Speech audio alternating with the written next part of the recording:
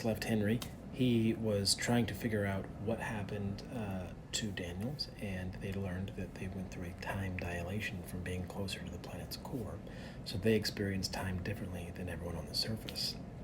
And his decision was to determine whether or not Daniel should be left awake or be put in stasis and heal over a slower period of time. So while that decision plays out, Henry has to make another decision for today's episode because he's the captain and everything's going on all of the time and there's no rest for the weary. But eventually there will be. Don't worry, Henry's going to be able to take a nap and maybe even have another snack.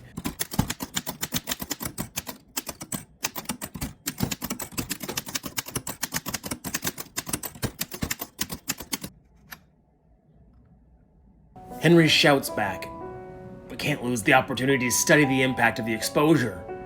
Guilt grips his face. "It's horrific, but the sacrifice has already been made. There's no point in wasting what we can learn." Their shoulder lights disappear in the depth of the corridor, leading to the surface hatch. Caroline's voice squawks over the communicator. "You're a real bastard sometimes." Shh. The crew operating the makeshift command center stare in silence at Henry as he gently nods. He speaks sotto voce. "She isn't wrong." Harmony's voice replies in his mind. "Fascinating. Your ability to segment needs from desires somehow defines you." Davide hands Henry his scanner with a holographic display of the subsurface corridors and caverns they've explored while he was in the time dilation. "Sir, these structures appear to have been formed within the last 24 hours. He tells Henry. "Any idea of their function?" the captain replies. Davide points and scrolls through various portions of the structure. Some of the caverns appear ideal for agriculture, others for industry, and even recreation. But that isn't the fascinating part. Henry furrows his brow and asks, "What's got you so giddy, Sub-Commander?" Davide swipes and zooms on a section of the cavern with several platforms and individual rooms. "These appear to be habitats, sir. Not only are some a match from the crew quarters aboard the Constellation, there are more than enough for all of us. Not just the crew, but everyone in stasis as well." A sharp headache rips Henry's concentration from Davide's debrief. He takes his glasses off and rubs his forehead. Henry taps on the habitat cavern and looks at Davide. "Perhaps you can show me one of these habitats and we'll see what's been constructed." Shortly thereafter, Davide leads Henry to a cavern with a spiraling form leading along the edge from the ground to the ceiling far above. It's easy to get lost. From the ceiling far above. Each level contains dozens of individual homes. Davide waves his scanner over a glowing knob next to a habitat, activating a set of doors. What Henry sees inside makes his cramped life aboard the Constellation look very unappealing. "Sir, this living space somehow has everything we could ask for. You might want to consider opening some of the engineers in the stasis units to see what we can make use of this." Let's read that whole line over again. "Sir, this living space somehow has everything we could ask for. You might want to consider opening some of the engineers in stasis so that we can make use of their expertise." Henry walks Davide to the entrance of the habitat. "Give me some time to digest this information, Sub-Commander.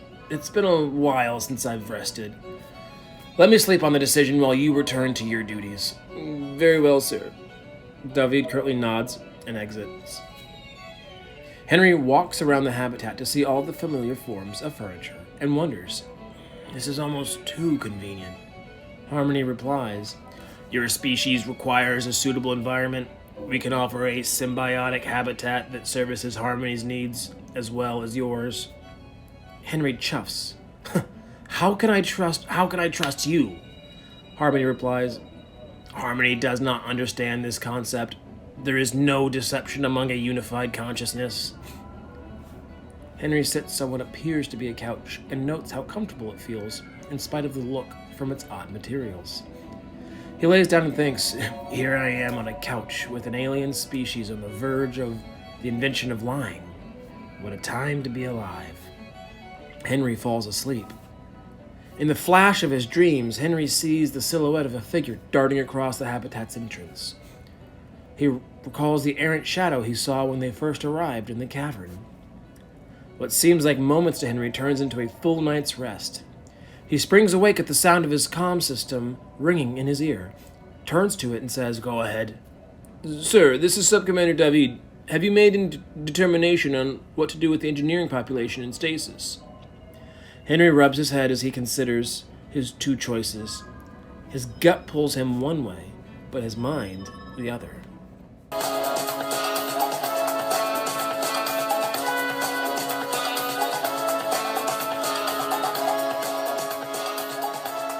And here are our options. Activate 20 engineers from stasis. They can assess and devise a plan for temporary habitation on the planetoid. Perhaps Harmony will lead humanity to a safer world, or even provide a permanent home here in the caverns. Option number 2. Tell Davide to wait on waking up an engineering team. There is still too much to learn, and something is askew about this planetoid. Henry wants to find out how safe this place really is before putting in roots. He wants to know if there's something solid to these shadows. Bye.